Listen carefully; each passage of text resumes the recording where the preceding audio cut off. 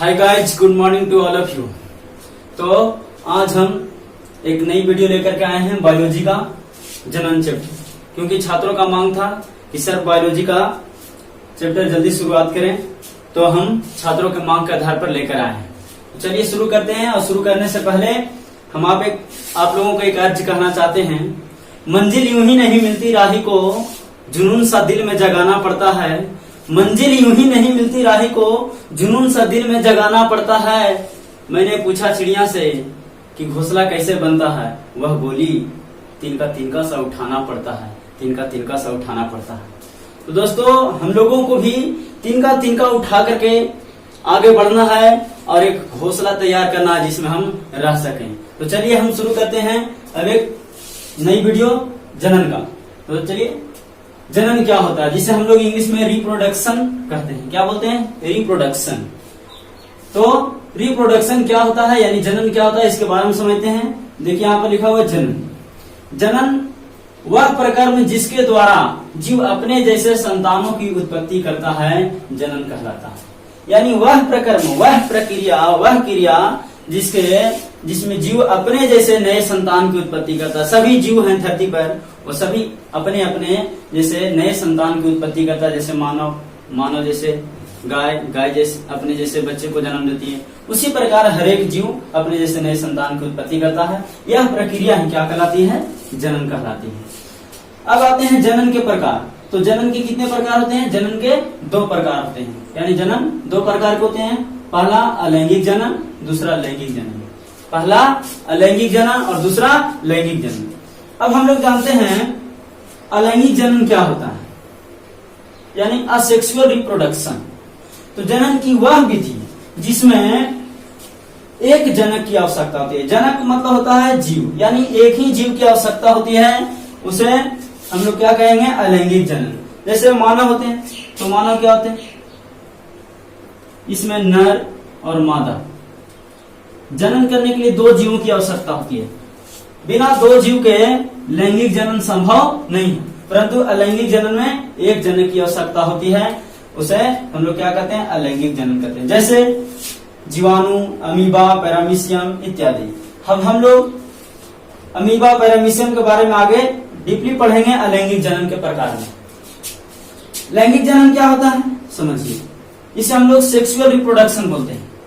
जनन की वह विधि जिसमें 2 विपरीत लिंग, 2 जनक की आवश्यकता होती है, लेकिन 2 विपरीत। ये नहीं कि नर और मादा मादा। अगर नर से संभोग करेगा, होगा ही नहीं, क्योंकि दोनों का लिंग समान रहेगा, मादा का समान रहेगा। इसलिए 2 विपरीत लिंगों की आवश्यकता होती है, अर्थात नर और मादा। तो लैंगिक जनन कहलाता है। जैसे मानव यानी मनुष्य इत्यादि, और भी हैं जीव जंतु। अब आते हैं अलैंगिक जनन के बारे में पढ़ते हैं। तो सबसे पहली बात हम लोग जानेंगे कि अलैंगिक जनन की विशेषताएं, क्या क्या विशेषताएं होती है अलैंगिक जनन की। तो अलैंगिक जनन की विशेषताएं होती है, पहला, इसमें जीवों का सिर्फ एक व्यष्टि भाग लेता है। जैसे हम लोग एक जीव है तो एक ही जीव होता है, एक ही जीव भाग लेता है, वह अपने आप। जैसे अमीबा, तो अपना अमीबा सिर्फ अपने से नए जीव की उत्पत्ति करता है, जो आगे हम लोग पढ़ेंगे। अमीबा का आकार के बारे में, उस जनन कैसे करता है। तो अमीबा का आकार होता है क्या? एक डिस्को डांस लाइन खींच दीजिए, अमीबा का आकार हो गया। कैसे भी खींच दीजिए, अमीबा का चित्र हो। दूसरी विशेषता होती है कि इसमें युग्मक अर्थात शुक्राणु और अंडाणु भाग नहीं लेते हैं, क्योंकि इसमें नर और मादा होता है नहीं। तो नर और मादा नहीं होता, तो अंडाणु शुक्राणु कहां से होगा? क्योंकि नर और मादा क्या 2 जीव होते हैं। जो नर का युग्मक होता है शुक्राणु, और मादा के युग्मक को हम लोग अंडाणु कहते हैं। इसलिए अलैंगिक जनन में युग्मक की आवश्यकता नहीं होती है। तीसरी विशेषता है, इस प्रकार के जनन में समसूत्री या असमसूत्री कोशिका विभाजन होता है। यानी इसमें जीवों का विकास जो जनन होता है जब, तो समसूत्री विभाजन द्वारा या असमसूत्री विभाजन द्वारा। कैसे होता है यह हम लोग आगे भी पढ़ेंगे जब अमीबा, पैरामीशियम के बारे में। तो हम लोग समसूत्री और असमसूत्री कोशिका विभाजन को बढ़िया से समझ जाएंगे। अगली विशेषता है, इस प्रकार के जनन से जीवों की संख्या में वृद्धि तेजी से होती है। इस प्रकार के, क्योंकि इसमें विखंडन द्वारा होता है, विभाजन द्वारा होता है, तो इससे बहुत तेजी से जीवों में वृद्धि हो जाती है।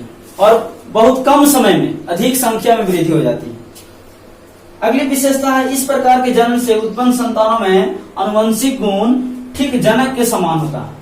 आनुवंशिक गुण के मतलब जो होता है कि माता पिता का पीढ़ी दर पीढ़ी जो गुण ट्रांसफर होता है उसे हम लोग आनुवंशिक गुण कहते हैं। अगली विशेषता है, इस प्रकार के जनन में निषेचन की आवश्यकता नहीं होती है, क्योंकि इसमें नर और मादा नहीं होता है, यानी अंडाणु और शुक्राणु नहीं होते हैं, यानी इसमें अंडाणु शुक्राणु जब रहेगा ही नहीं तो निषेचन कैसे होगा। अर्थात अलैंगिक जनन की ये विशेषताएं जो हैं महत्वपूर्ण है, इसे याद करें। चलिए आगे देखते हैं। अब हम लोग जानते हैं अलैंगिक जनन की निम्नलिखित विधि। तो अलैंगिक जनन की निम्नलिखित विधि है विखंडन, मुकुलन, अपखंडन या पुनर्जनन, बीजाणु जनन। ये चारों विधि के द्वारा अलैंगिक जनन होती है। सभी जीवों में अलग अलग प्रकार से होती है। तो कौन कौन से जीवों में कौन कौन विधि द्वारा जनन होती है समझिएगा। सबसे पहला विखंडन विधि, यानी अलैंगिक जनन की यह भी एक विधि है जिसके द्वारा कुछ जीव अपने जैसे नए संतान की उत्पत्ति करती है। विखंडन के दो विधि हैं, द्विखंडन या द्विविभाजन जिसे कहते हैं, बहुखंडन या बहुविभाजन। द्विखंडन जिसमें एग्जाम्पल में अमीबा, पैरामीशियम, जीवाणु, क्लेमाइडोमोनास इत्यादि। बहुखंडन या बहुविभाजन में आता है अमीबा, प्लाज्मोडियम। यानी ये जो जीव है, जैसे अमीबा, देखिए ये अमीबा का चित्र है।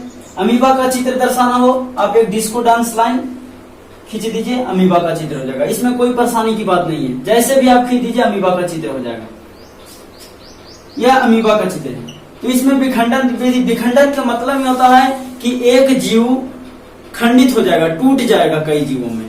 तो द्विखंडन में दो भागों में टूटेगा और बहुखंडन में यानी बहुविभाजन में एक जीव अनेक जीवों में टूट जाएगा।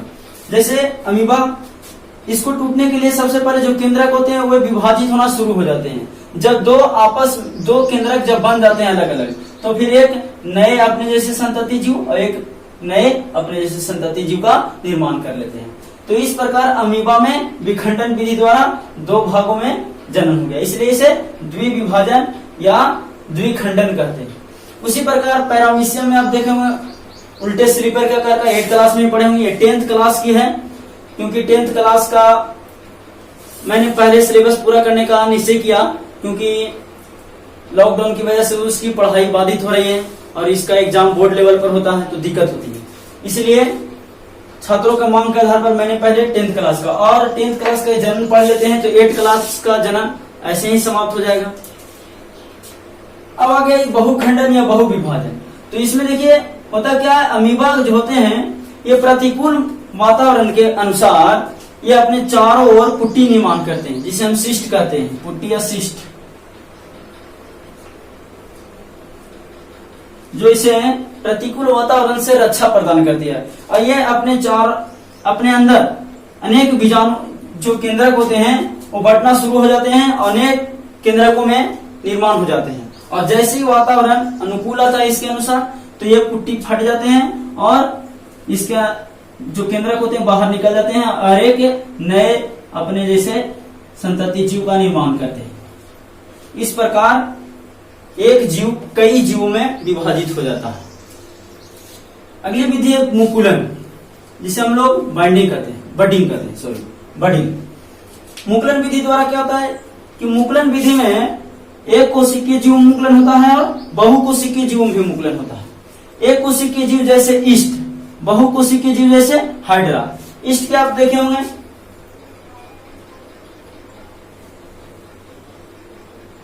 इसके शरीर से एक रचना निकलती है और उसमें एक केंद्रक बनता है, और एक रचना निकलती है उसमें केंद्रक बनता है, और एक रचना निकलती है उसमें केंद्रक बनता है, और ये अलग होकर के ये भाग अलग होकर के एक नए जीव बन जाता है। इस प्रकार एक कोशिकीय जीव में मुकुल विधि द्वारा जो रचना निकलती है उभार जैसी रचना, इसी को हम लोग मुकुल कहते हैं, इसलिए इसे मुकुलन विधि नाम दिया गया। उसी प्रकार बहुकोशिकीय जीवों में मुकुलन विधि द्वारा जैसे हाइड्रा जैसे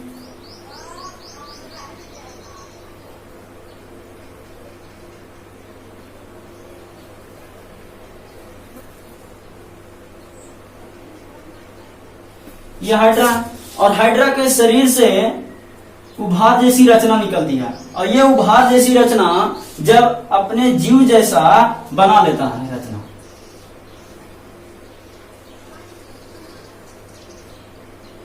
ये जब बढ़ जाता है और इसके जैसा रचना बना लेता है तो यह इसे अलग हो जाता है और एक नया जीव का निर्माण कर लेता है। तो इस प्रकार बहुकोशिकीय जीव हाइड्रा में भी मुकुलन विधि द्वारा जनन होता है।